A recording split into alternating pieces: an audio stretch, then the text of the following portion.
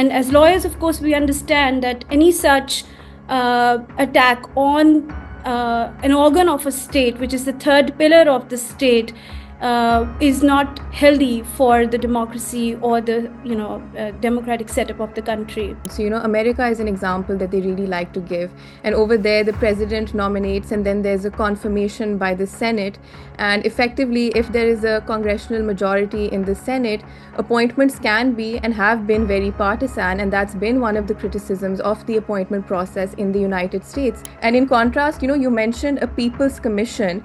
In the United Kingdom now, they have an independent commission which has lay members as well as members from the legal profession. So they've sort of included independent members from civil society as part of the Independent Judicial Commission, which appoints members. We saw recently that about 7 new judges took oath in the Supreme Court, and not one judge was a woman. The unfortunate thing is that this is again a question of constitutional importance, which will be sent to the constitutional bench, which has judges which are handpicked by the government. And so I think this itself is a really good example of how the 26th Amendment has disrupted not just the independence of judiciary, but also our rights.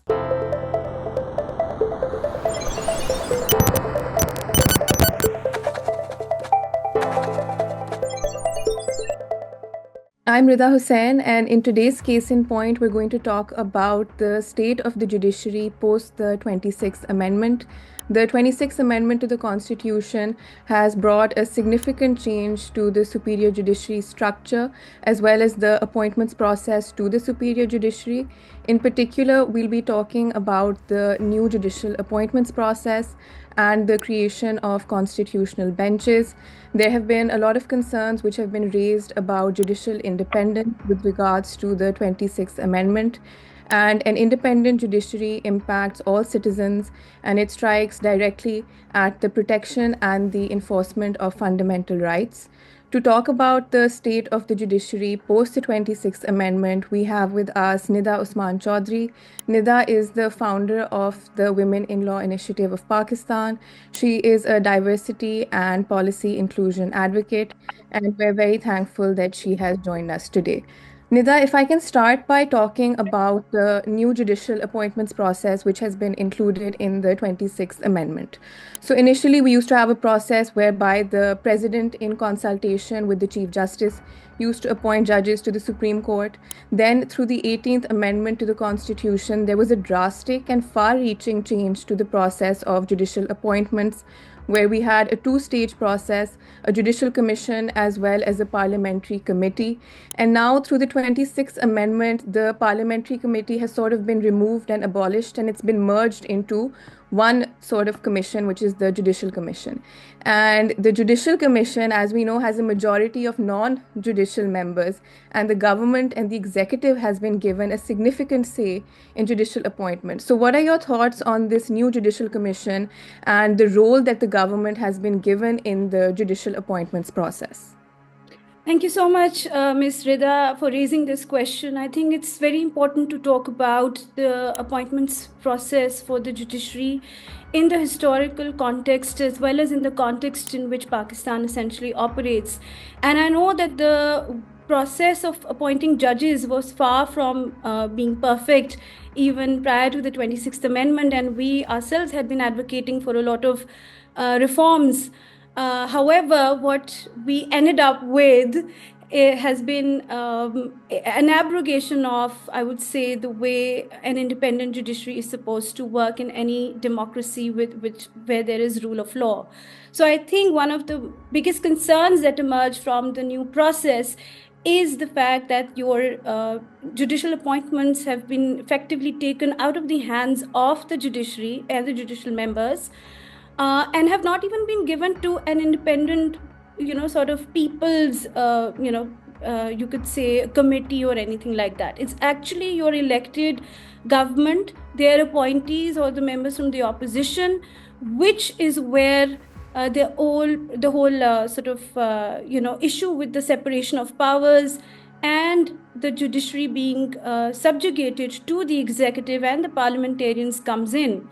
And as lawyers, of course, we understand that any such attack on an organ of a state, which is the third pillar of the state, is not healthy for the democracy or the democratic setup of the country. And we often hear members of the government giving examples of other jurisdictions. So, America is an example that they really like to give. And over there, the president nominates, and then there's a confirmation by the Senate. And effectively, if there is a congressional majority in the Senate, appointments can be and have been very partisan. And that's been one of the criticisms of the appointment process in the United States, that there is a very clear partisan split often in the court. So they're given, these examples are given out of context without really examining what people in those jurisdictions are saying. And in America, the Supreme Court is actually facing a very real legitimacy crisis. And in contrast, you mentioned a People's Commission. In the United Kingdom now, they have an independent commission which has lay members as well as members from the legal profession. So they've sort of included independent members from civil society as part of the Independent Judicial Commission, which appoints members to the judiciary. And if we could also talk about how this impacts sort of representative appointments and diversity in the judiciary as well, because if you have an appointments process that is so politicized, how does that impact diversity, appointment of female judges and judges from, minority backgrounds? We saw recently that about 7 new judges took oath in the Supreme Court and not one judge was a woman. So how do you think that the 26th Amendment and the new appointments process affects female representation in the judiciary? So as far as our politics goes, even with the women generally in political affairs, if you notice that, they are unable to compete on general seats, and you've had to create a reserved seat category for women to come into the parliament even. And so, the way the reality of our politics works, if you have members of the executive and the parliamentarians being so entrenched in who actually gets to be appointed, then of course the chances for females to be appointed in these positions are going to be negligible, because the way we see right now with the process, the way it's going, it's about appeasement to the political parties, right? And this process is encouraging judges to compete for positions of the highest office as well, because what has happened is that it's not just the Judicial Commission appointing judges in the other courts, and that Judicial Commission being composed of members of which are majority non-judicial, right? But it's also the fact that the Chief Justice of Pakistan will now be appointed by a special parliamentary committee that entirely is composed of members from the National Assembly and the Senate. And so the top 3 judges are also vying for a spot. And of course, with the numbers in the JCP also favoring the non-judicial members, you can understand that the level of influence and the level of cases that are supposed to go to them and the constitutional benches that they've created are going to be very politically charged and sensitive cases, and they would obviously want to appoint judges. At least that is the perception that is created with this. Whether that actually happens or not is another debate. But the fact that this system even leads to such a perception that judges will be handpicked to suit politically sensitive cases and the needs. The other significant change which has been brought is this creation of constitutional benches. Now, the judges that are to be nominated on these constitutional benches is again through the Judicial Commission.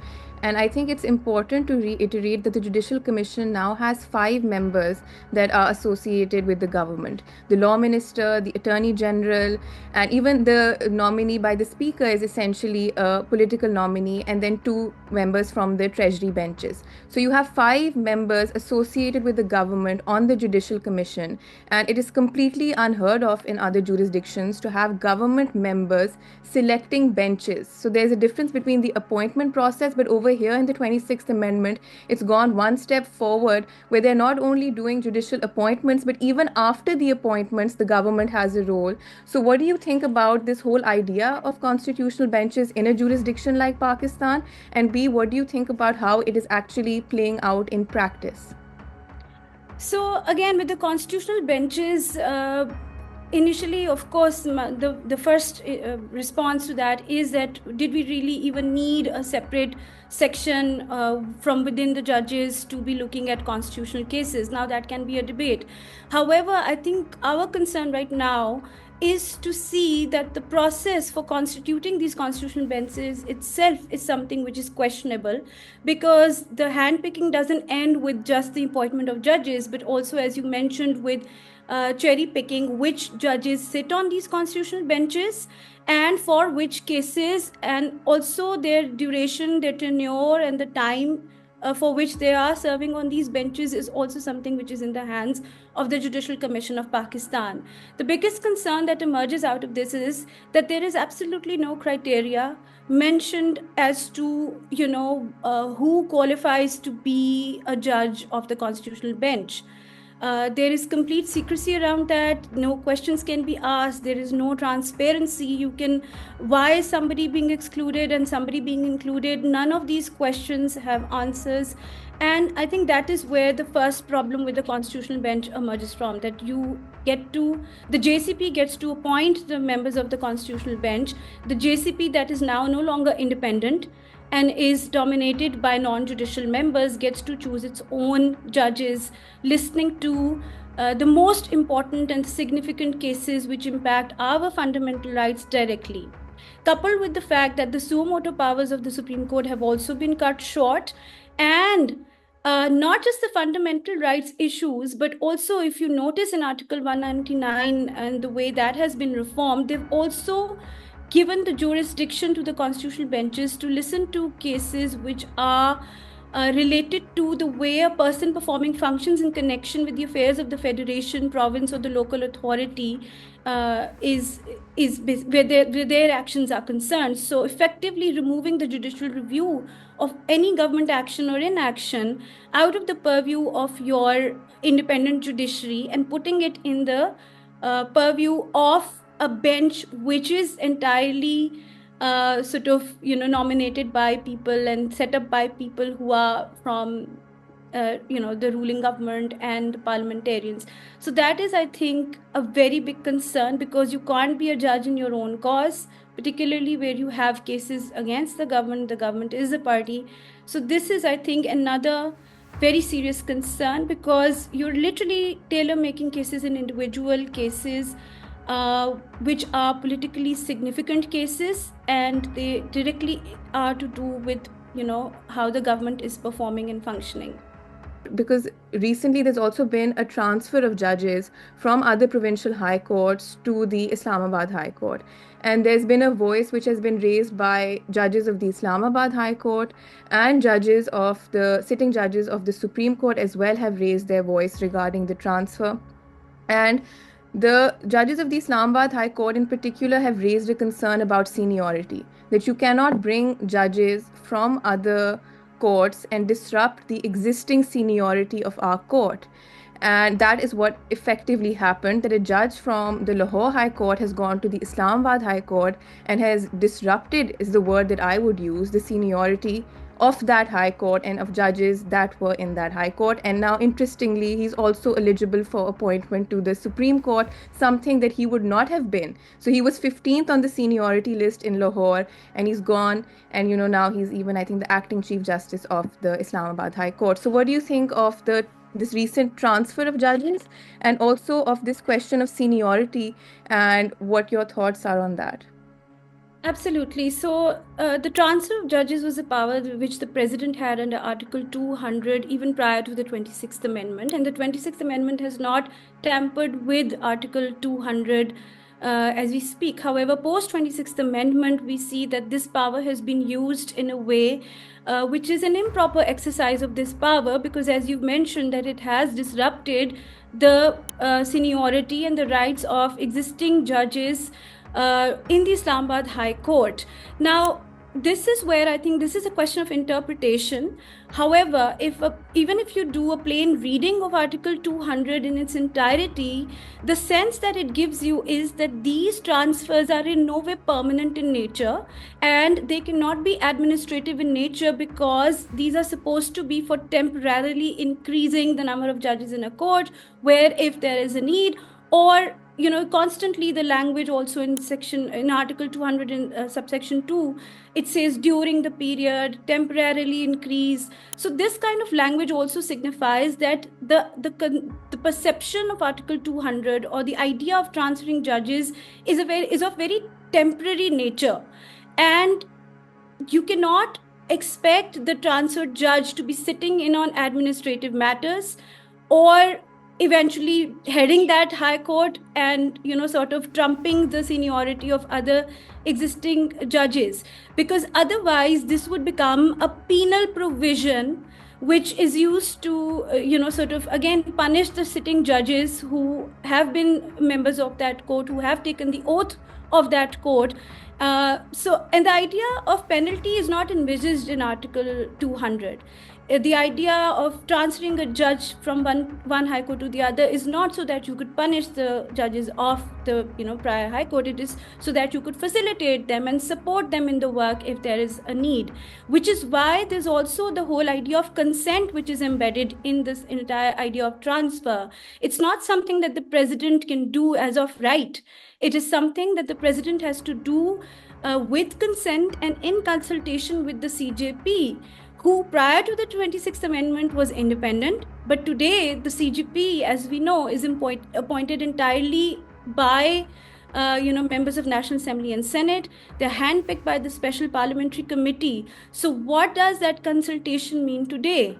It's no longer an independent consultation, and the whole idea of this not being a penal provision, the other side might argue that by transferring the judge and then placing him lowest in the seniority would make it a penal sanction for the judge who's being transferred. However, that's where the whole idea of consent comes in.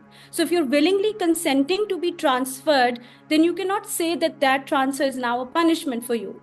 However, if you are transferring a judge, and you are disrupting the seniority as they've done by appointing that person to a position where they are involved in administrative matters, then that has had a penal consequence for the existing judges who were already working in Islamabad High Court. So in that overall context, and I'll compare it to how the provisions in company law operate.